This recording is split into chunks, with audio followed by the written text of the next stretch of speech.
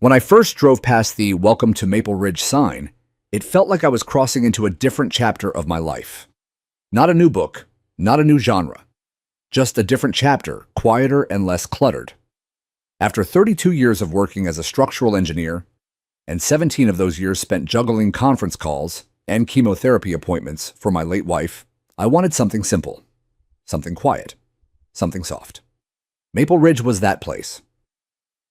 Nestled just outside of the city, it was a tidy little suburban community with white fences, bird feeders, and HOA newsletters printed in cheerful fonts.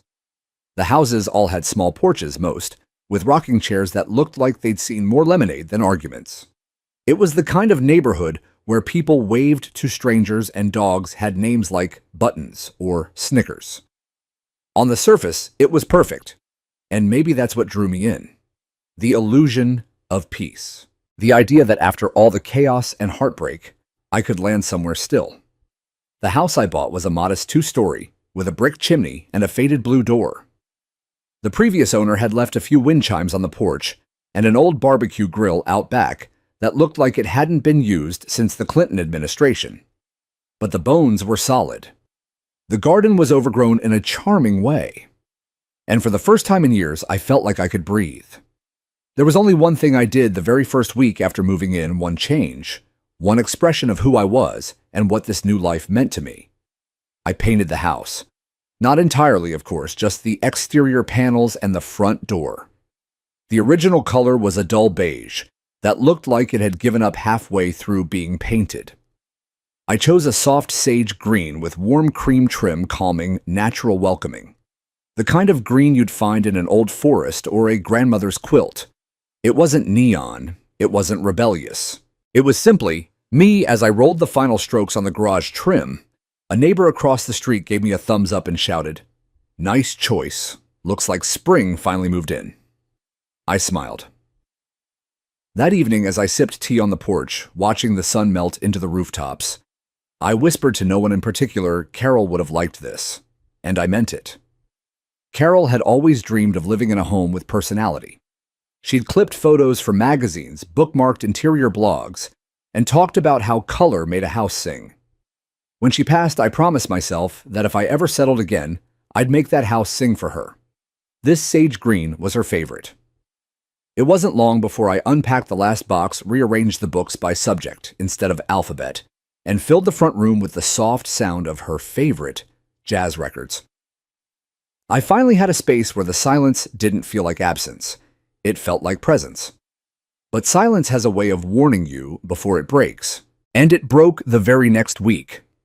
I found the letter folded neatly in a white HOA envelope tucked into my mailbox, like a serpent hiding in a bouquet.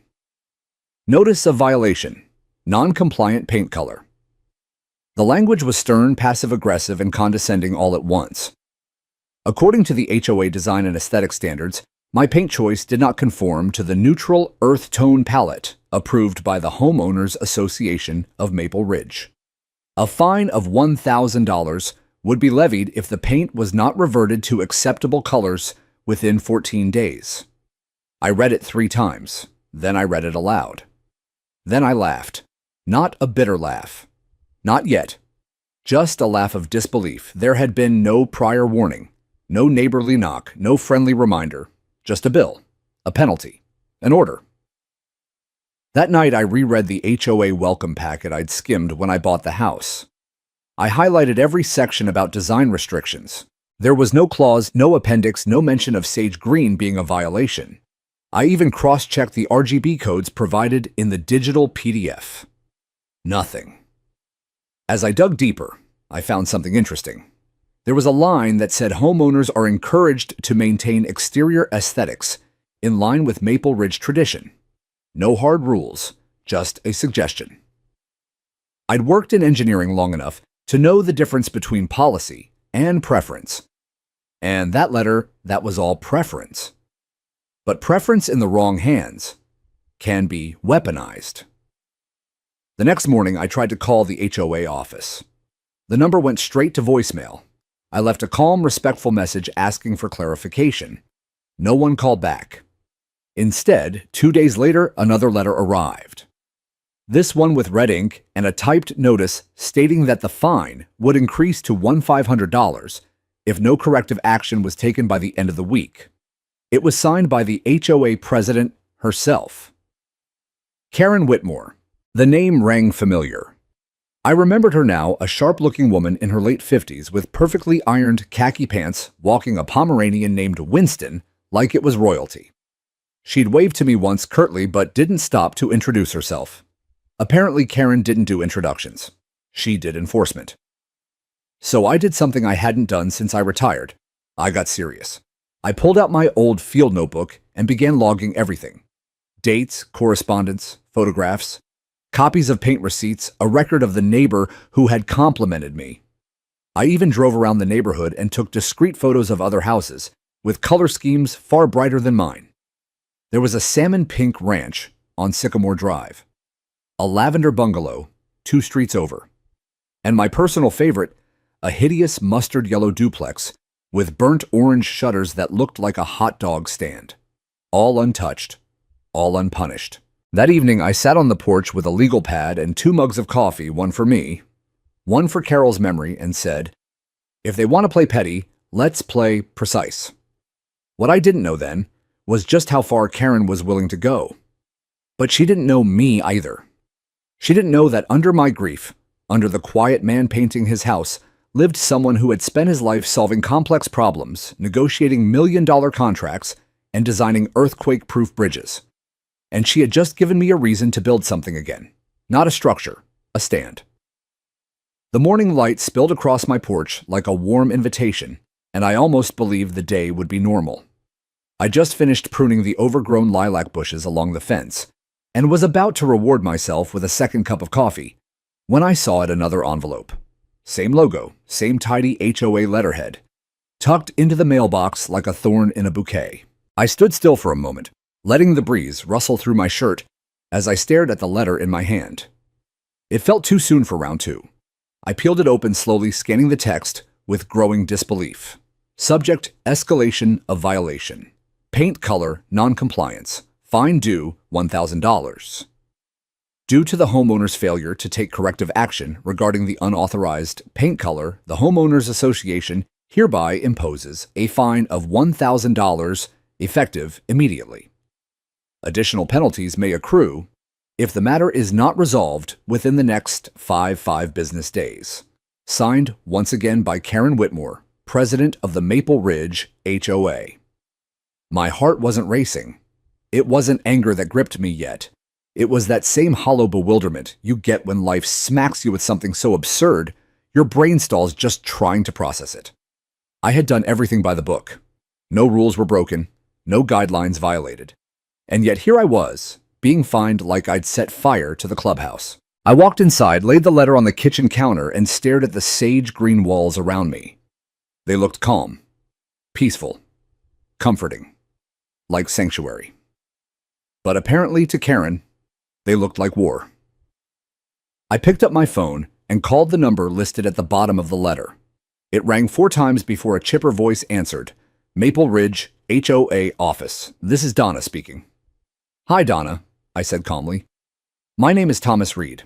I received a violation notice and would like to understand the specific rule I've allegedly broken. Oh yes, she replied. You're the one with the, greenhouse. I am, I said. And I've reviewed the community guidelines thoroughly. There's no mention of that color being disallowed. She hesitated. Well, the board does reserve the right to make decisions based on the overall aesthetic of the neighborhood.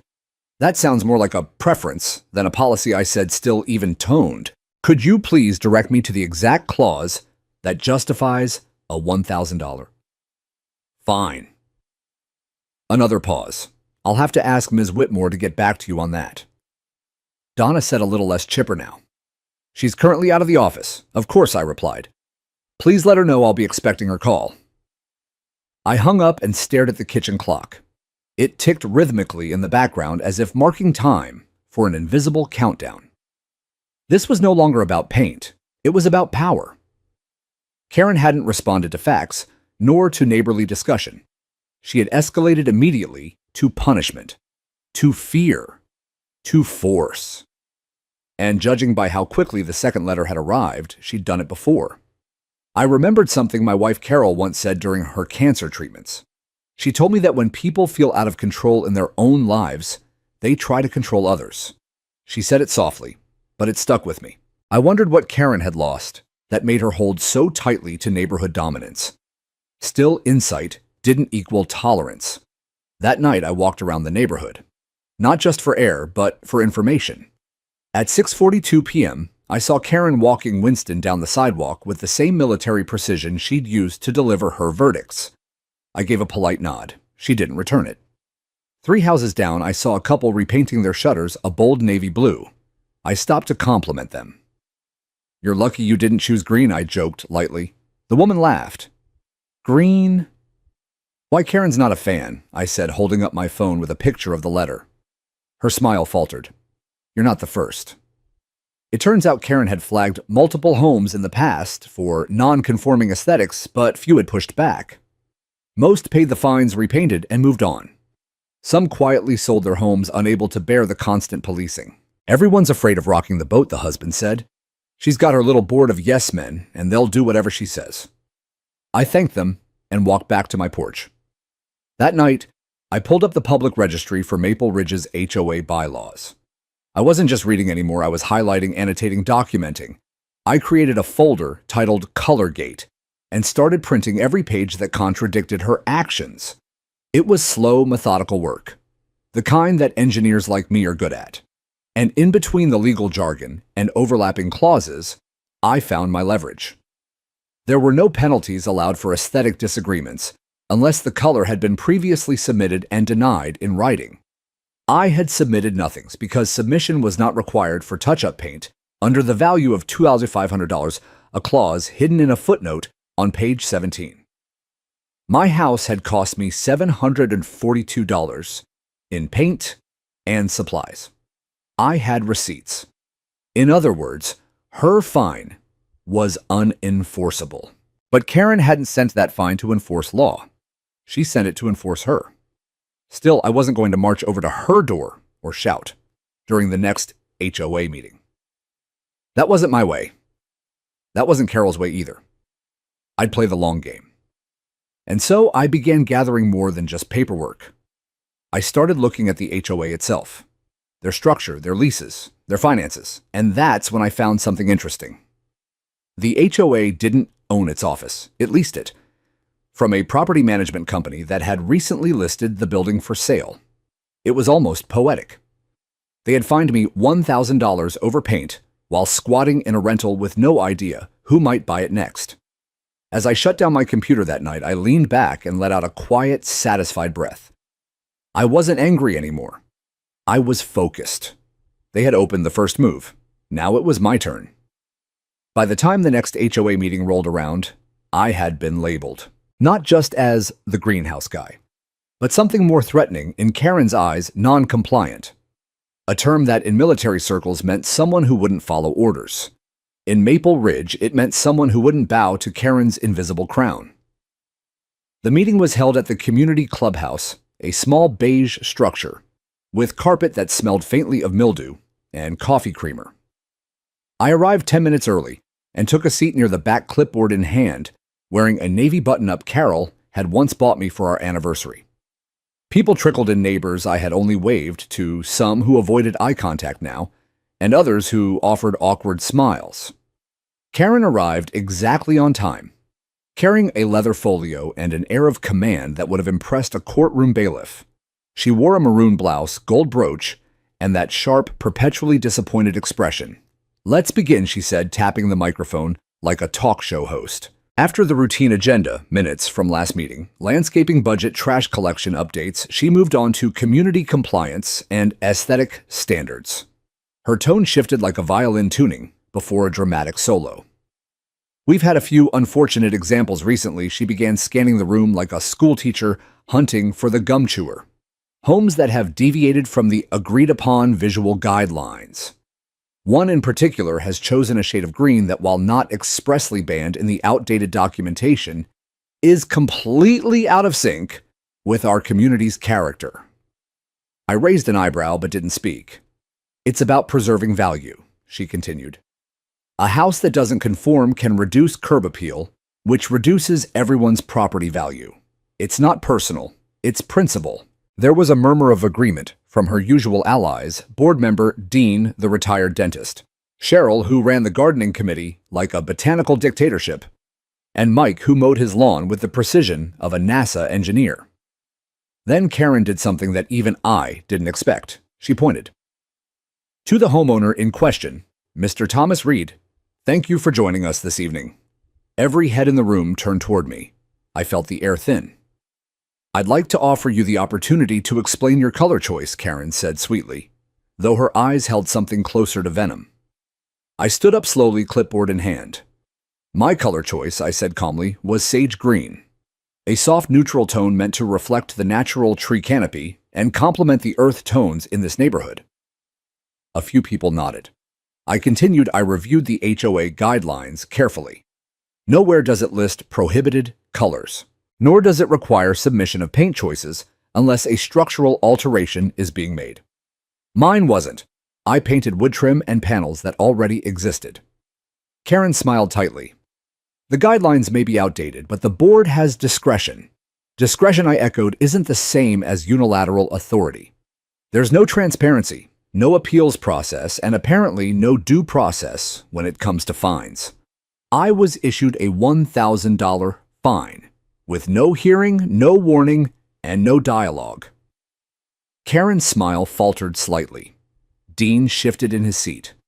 That was the board's decision, Karen said. Was it, I asked? Or was it yours? A hush settled across the room. Karen blinked visibly, weighing her next words. I have spoken to several neighbors, I continued. Many of them shared similar stories. Arbitrary warnings, inconsistent enforcement, selective punishments, some even repainted just to avoid conflict. I could see it in their faces, relief, recognition, even guilt. But I won't be bullied, I finished. This isn't about paint, it's about power. And I think we need to ask why one person's aesthetic opinion holds more weight than the entire neighborhood's. Cheryl leaned in to whisper something to Mike. Dean cleared his throat and looked down at his notepad. Karen clasped her hands. Well, she said coolly, thank you for your comments. Moving on, next on the agenda, we'll discuss the spring flower beds. But the mood had shifted. She knew it. I knew it. On my way out, an elderly man named Frank patted my shoulder. You said what I couldn't, he whispered. Good for you. I didn't smile. I just nodded. I wasn't here to make enemies or win applause. I was here because I had a right to be. And now more than ever, I knew I wasn't alone. Later that night, I took a walk around the neighborhood again. The air smelled like jasmine and warm earth. I passed by houses with peeling shutters, mismatched fences, and garish lawn ornaments, all untouched by the HOA's wrath. It was never about harmony. It was always about control. And Karen had waged her little war on the one man who no longer feared losing things, because I'd already lost the most important person in my life.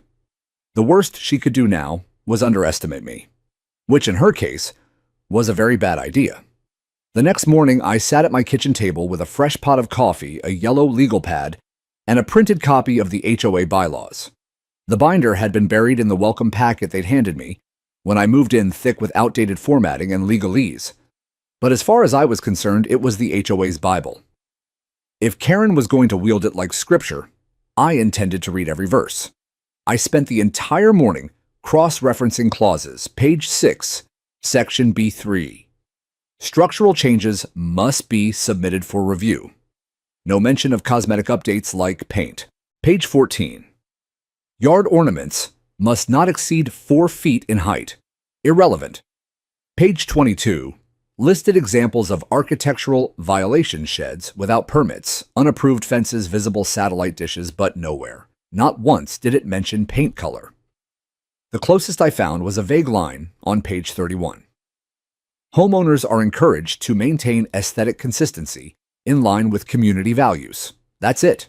Encouraged, not required. And certainly not punishable by a $1,000 fine. So Karen's claim her weaponized interpretation of community tradition was built on sand. Still, I needed confirmation. I called the number listed for HOA Legal Liaison, which connected me to a voicemail that hadn't been set up. So I called the city's planning department. A woman named Lydia answered, and after explaining my situation, she chuckled dryly. Happens all the time, she said. HOAs like to act like micro-governments. But unless their bylaws specifically prohibit it, they're just bluffing. What about enforcement, I asked. They threatened to lien on my property. They'd have to prove a violation first, Lydia said. And if it's not written down, it's not enforceable. You could challenge it in small claims. That evening, I typed up a formal letter. I cited every page of the HOA guidelines that supported my case and closed with a request. Please provide written justification for the $1,000 fine with reference to the relevant HOA bylaw within 10 business days. Failure to do so will be considered an acknowledgement of the fine's invalidity. I hand-delivered it to the HOA mailbox. For 2 days, there was silence. Then a letter arrived, not typed, but handwritten in looping cursive. Dear Mr. Reed, thank you for your feedback. The HOA maintains the right to preserve neighborhood character through discretionary review. While certain rules may not be codified, we believe in the spirit of uniformity. The fine stands. Sincerely, Karen Fletcher, President, Maple Ridge, HOA. Spirit of uniformity. It sounded like something out of a dystopian novel. It wasn't just a rejection, it was a declaration of authority. I realized then that Karen didn't care about the rules because she believed she was the rule. The guidelines were tools, not boundaries. They existed to justify her decisions, not limit them. I could have let it go, paid the fine, repainted the house, moved on. But something about that note made me pause. Maybe it was the condescension. Maybe it was the fact that she didn't even bother to type it. Or maybe it was because I saw Carol's handwriting in the curves of that script, and it stung. Not because it resembled my wife's, but because it represented everything Carol had stood against. Arbitrary power, petty cruelty, pretending something mattered when it only served ego. Carol used to say peace isn't the absence of conflict. It's the presence of fairness. This wasn't fair. And now I knew it wouldn't stop at paint. If Karen got away with this, what came next? My flower beds, my mailbox, my porch light? No. This was the line. I started researching HOA law. I read case studies, court filings, even Reddit threads from homeowners who had fought back and won. I learned that HOA boards often relied on fear of legal fees to suppress challenges, but that most of their power depended on community ignorance and apathy. But I wasn't apathetic. Not anymore. The next weekend, I invited a few neighbors over. I kept it casual, just coffee and conversation on my front porch. Frank came. So did Aisha from 2 doors down, and Michael, a young father with twin boys. We talked about grass height warnings, sidewalk, chalk bans, even a woman who'd been fined for hanging wind chimes. They were tired. Tired of arbitrary fines, of Karen's clipboard patrols, of feeling like they were living under constant surveillance. This isn't what I signed up for when I bought here, Aisha said. It's not what anyone signed up for, I replied. And as I watched the sunset reflect off my perfectly sage-green house, I knew this wasn't just about me anymore. It was about taking back our voice. It was about showing Karen that community wasn't something she controlled. It was something we created together. The battle lines weren't drawn in paint. They were drawn in silence. And I wasn't going to stay silent anymore. I woke up to a thud on my front step. The kind of thud that carried weight, literally and figuratively. It wasn't a package or a newspaper tossed carelessly by a delivery boy. It was too heavy, too deliberate. When I opened the door, a manila envelope sat upright against the doorframe. No postage, no label. Just one word printed in thick black Sharpie notice. My stomach tightened. I opened it slowly, careful not to tear the folded documents inside. There were 5 pages each, stamped in red with the HOA's emblem. A fake-looking crest they'd designed a few years back, with 2 pine trees, a fountain, and the words, "Preserving our character" in faux Latin. But what those pages said made my blood boil. It was an official notice of lien filing. Karen, it seemed, had gone for the nuclear option. Since I hadn't complied by repainting my house or paying the fine, the HOA had approved a lien for non-payment. They claimed I owed not just the original $1,000, but also $300 in administrative costs and $450 in legal review and collection processing fees. $1.07 over paint. I sat down hard on the porch step, clutching the papers, heart pounding. This wasn't just harassment anymore. This was an attack on my home. A lien meant they were placing a claim against my property title. If I ever wanted to refinance, sell, or even transfer the deed to someone else, I'd have to deal with it. It was leverage. It was a threat. And it was personal. I paced inside for hours, rereading every word. Their justification was full of vague references, aesthetic cohesion, neighborhood harmony, and one phrase that made me laugh bitterly. To uphold the visual values historically celebrated within the Maple Ridge community. I pulled out the HOA bylaws again. Still no clause about paint colors, still no list of approved palettes, still nothing that justified this lien. But HOA boards didn't always need proof. They just needed people to believe they had the power. And if no one pushed back, that power calcified into precedent. I wasn't going to be another precedent. I made a call to a local real estate attorney, Jeff Mercer, a sharp mid-40s guy I'd met at a Rotary meeting years ago. He listened as I explained the situation.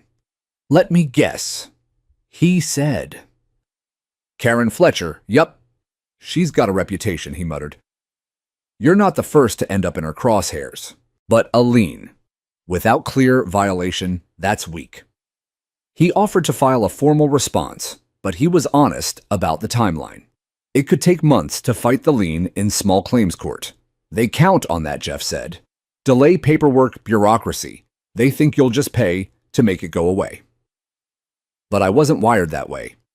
Something in me had snapped.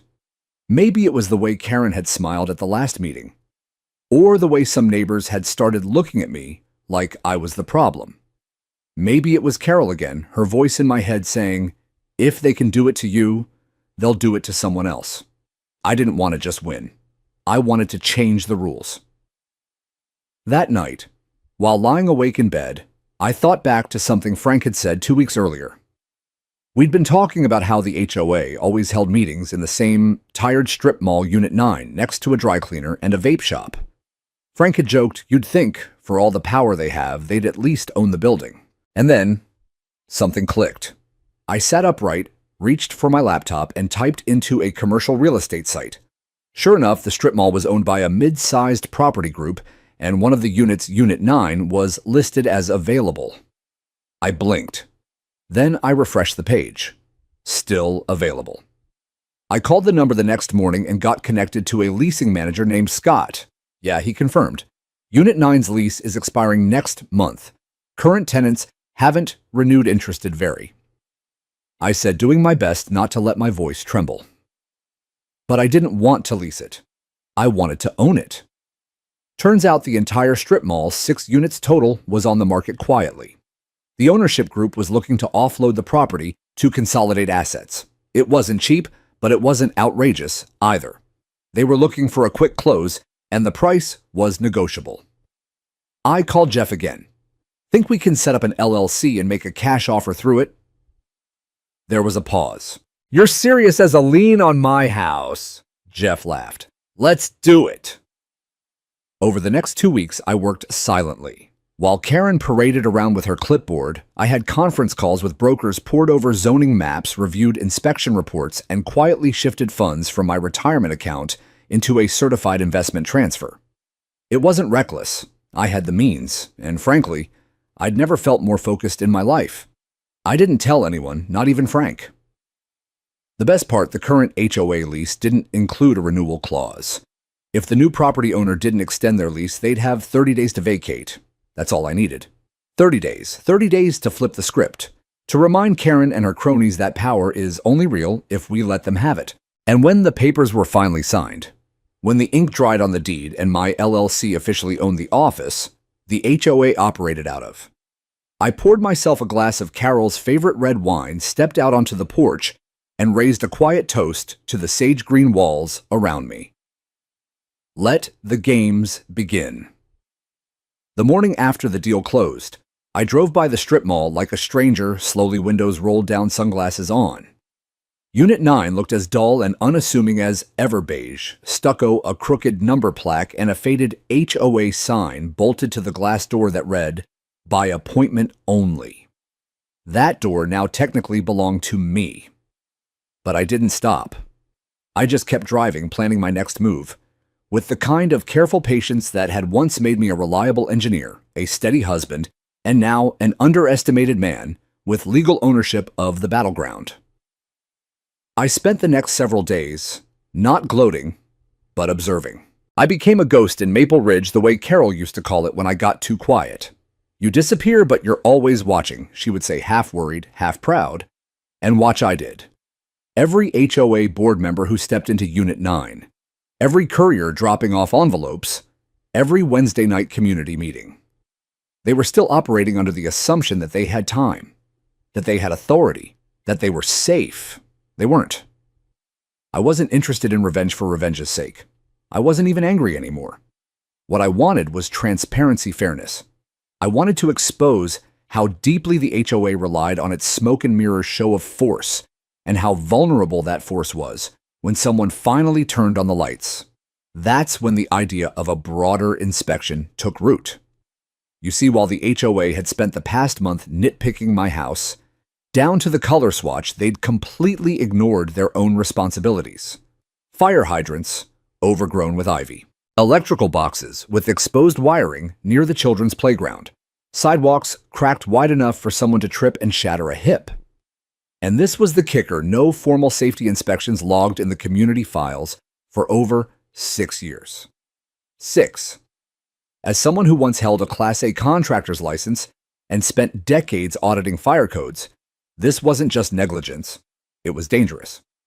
So I dusted off my clipboard, pulled my old inspection tools from the garage, and created a checklist, not as a homeowner, but as a citizen, as someone with a right to walk his own neighborhood and document what had been ignored. And I did it quietly. At 6 a.m., while most folks were still inside nursing coffee, I strolled the blocks like a retiree with too much time. But instead of gossip, I gathered data, took photos, measured sidewalk gaps, jotted down dates, times, locations. A few people waved at me. One or two asked what I was doing. Just checking on some things, I'd reply with a smile. Then I'd snap another photo of a dried-out pine leaning over a children's sandbox. By the end of the week, I had a 38-page report, and the crown jewel, Karen's house. I hadn't planned to target her directly, but the evidence practically begged for it. Her side yard was an unpermitted storage pit, piles of old wood plastic bins, even a rusted-out grill sitting under an awning of frayed tarpaulin. Her backyard shed had exposed extension cords running from an open window, and the rear gate, a required egress point for emergency response, was chained shut with a padlock. In other words, a fire hazard, a code violation, and a hypocritical mess. I took photos from the sidewalk, zoomed in with a telephoto lens I still had from my home renovation days. Everything legal, everything precise. Then I organized the report with tabbed sections: fire risks, electrical violations, accessibility hazards, environmental negligence. I printed 3 copies. One I mailed to the city's code enforcement department with a cover letter signed by me listing myself as a concerned resident and retired safety auditor. The second I placed in a sealed manila envelope and slid under the door of Unit 9, still technically their office, though they didn't know I was the landlord yet. And the third I kept for myself in a neat leather folder, ready for the moment when they'd accuse me again of being a nuisance, a troublemaker, an eyesore in their carefully curated world. I didn't have to wait long. 3 days later, an unmarked city vehicle rolled through the neighborhood. 2 officials stepped out with clipboards. By the time they left, half the HOA common areas had yellow tags on the gate's caution tape around a retaining wall that had begun to crumble, and 2 notices of non-compliance were posted at the community pool. Word traveled fast. Neighbors who'd been silent started asking questions. What's going on? Who called the city? Why is Karen panicking? And Karen, oh, she was livid. I saw her pacing in front of her house, talking on her phone, pointing at the tags like they were graffiti. She had no idea the person responsible was watching from 2 houses down sipping iced tea. By Friday, I got a letter from the HOA, another violation notice. But this one wasn't about paint.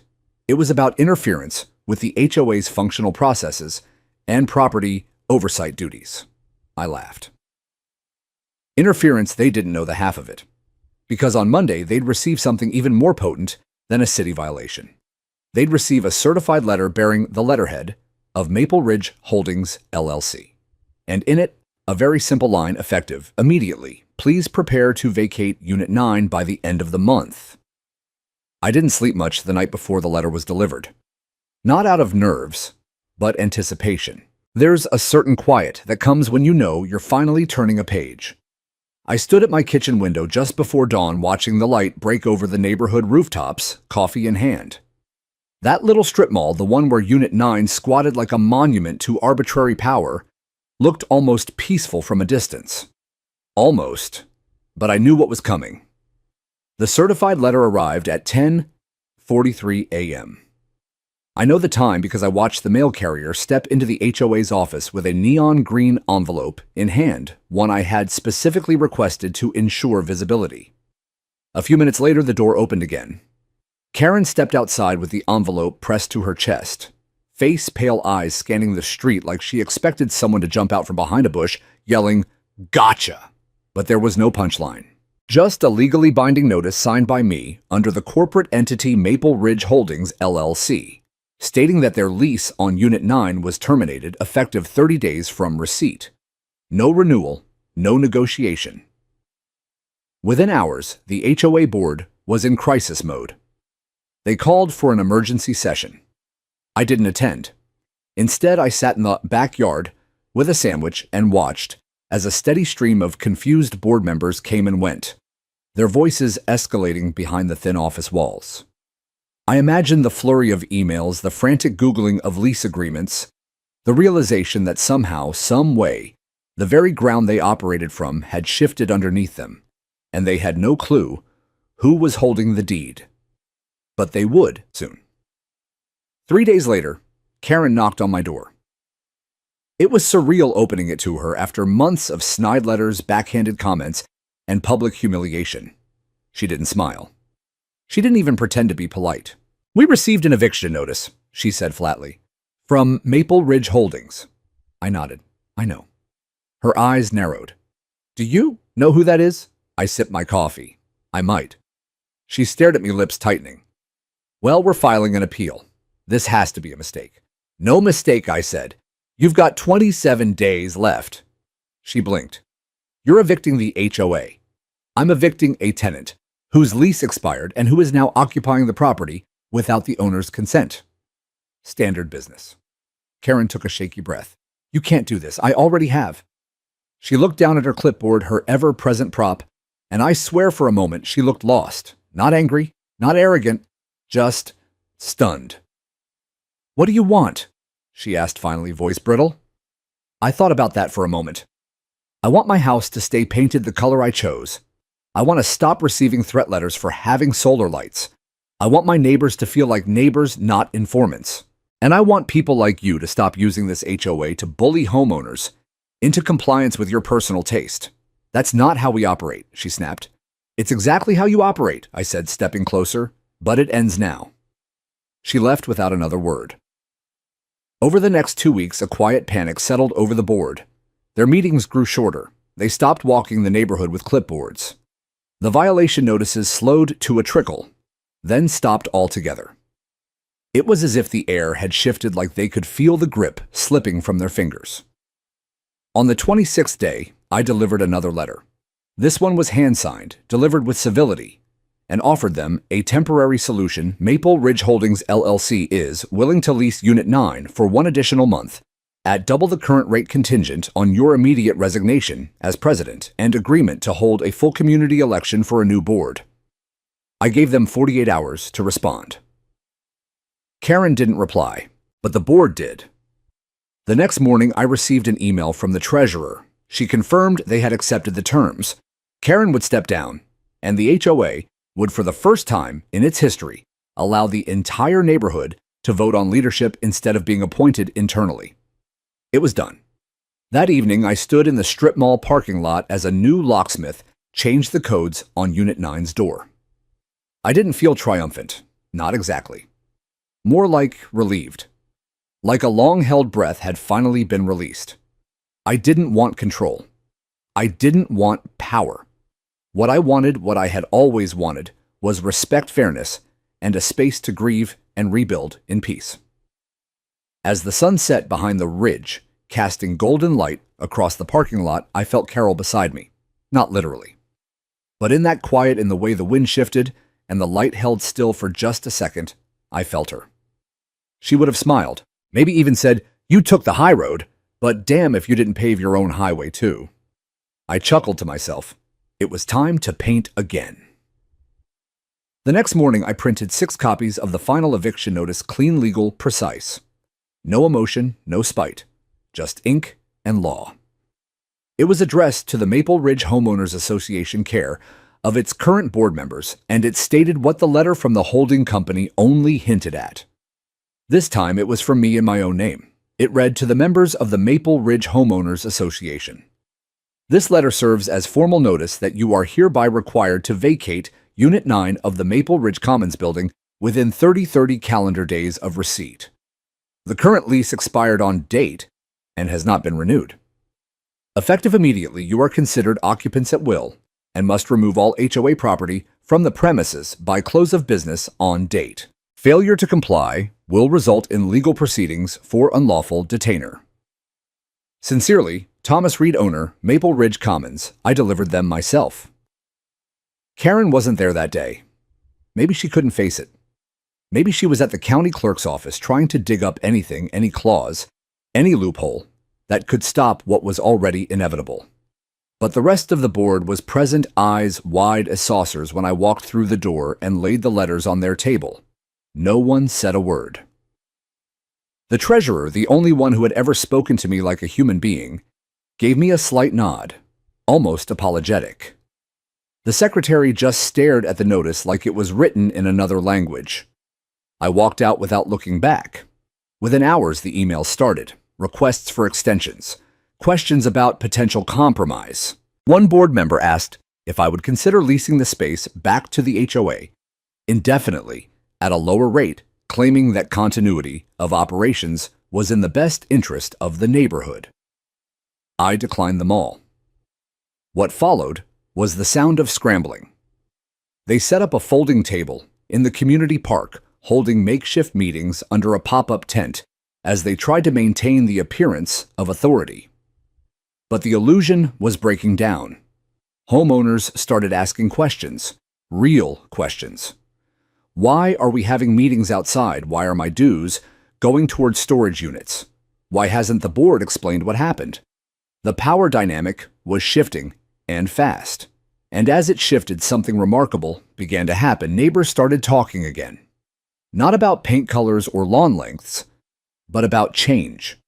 It started with a small group of residents forming an independent committee, one that wasn't part of the HOA board, but simply concerned citizens.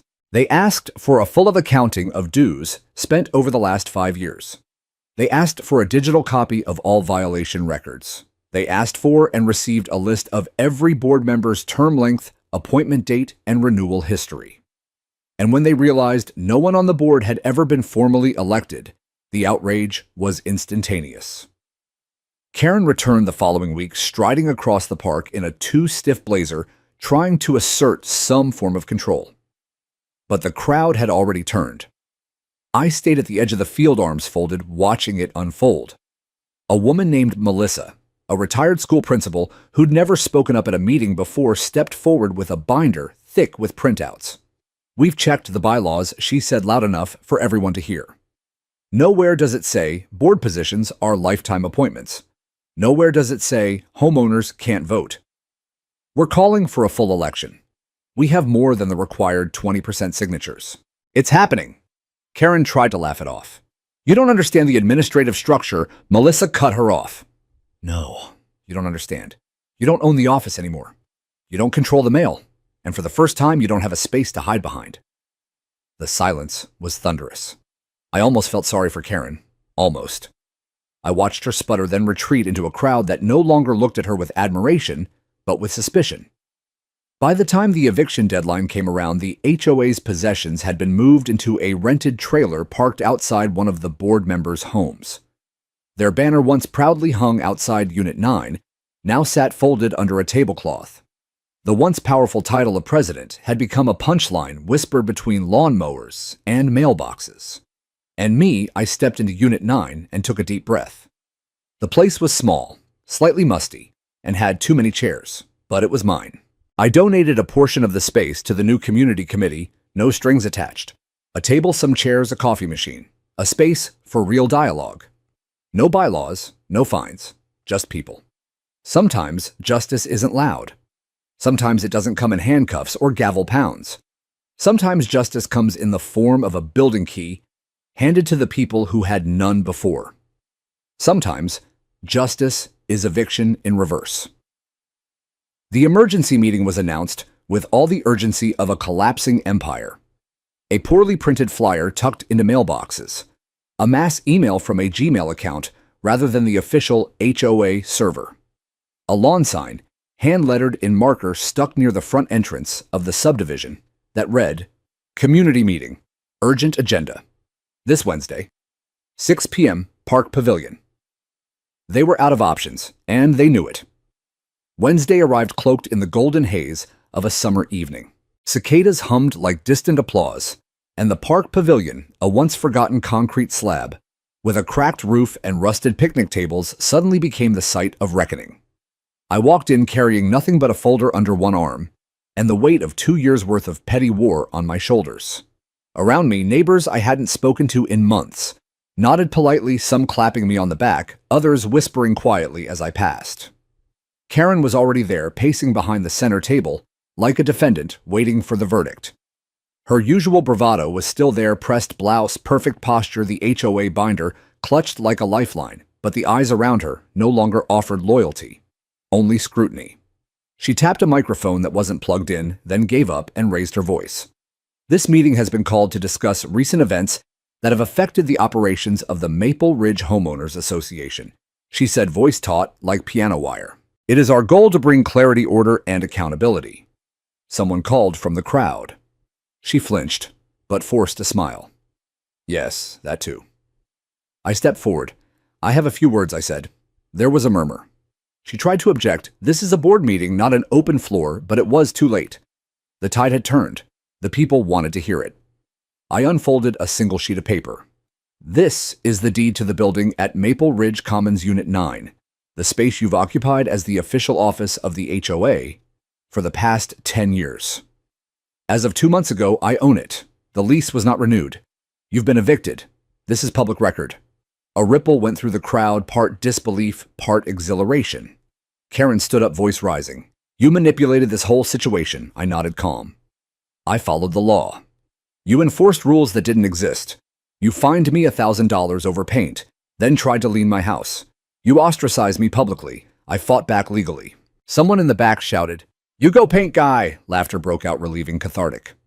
"But this isn't about revenge," I continued. "It's about who gets to have a voice in their own neighborhood. About whether power serves people or people serve power." I gestured to the crowd. "This community deserves better than a group of unelected individuals holding closed-door meetings in borrowed buildings while threatening fines over lawn decor and mailbox sizes." Melissa stood next. "We've gathered 38% of homeowner signatures.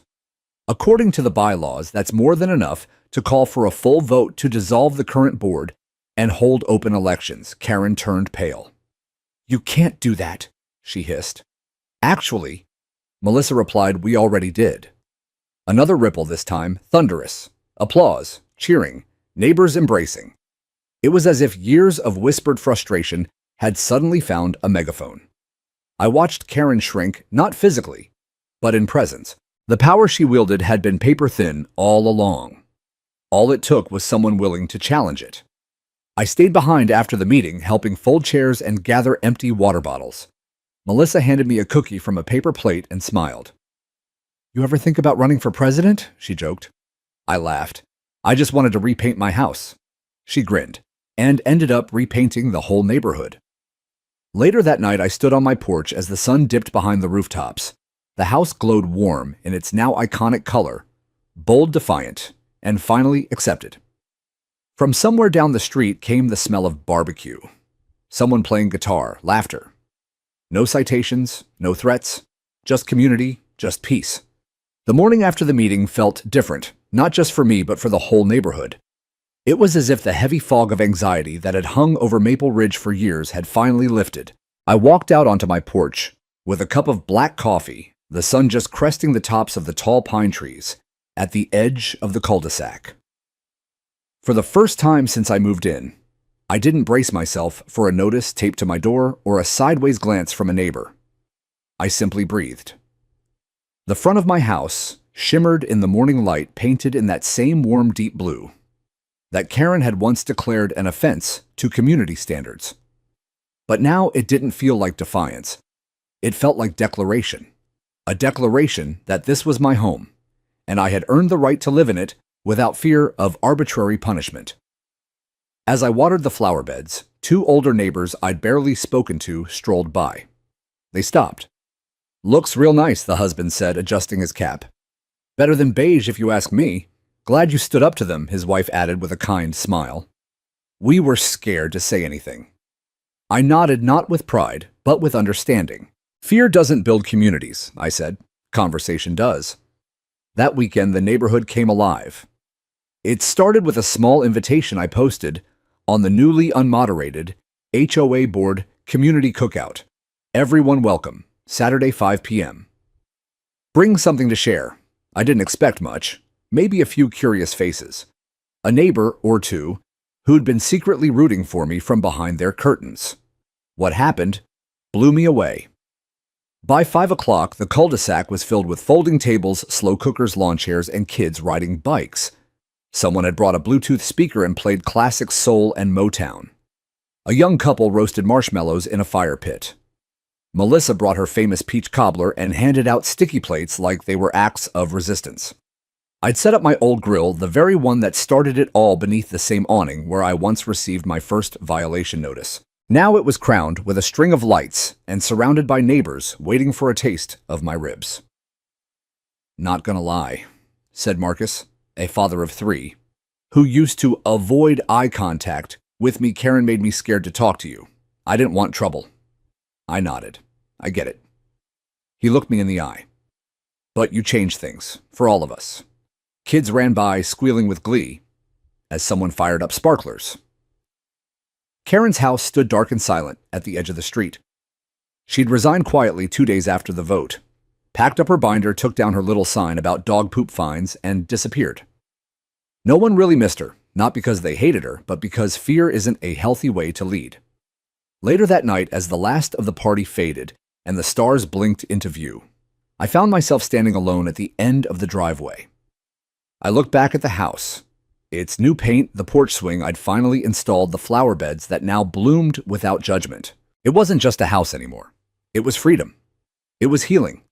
It was proof that one person armed with persistence and a little bit of strategy could shift the balance of power, not through anger or retaliation, but through integrity and quiet resolve. My late wife Marlene would have loved this place. I imagined her smile, her approval of the paint color, her laugh at the absurdity of it all. I whispered into the breeze, "We did good, sweetheart."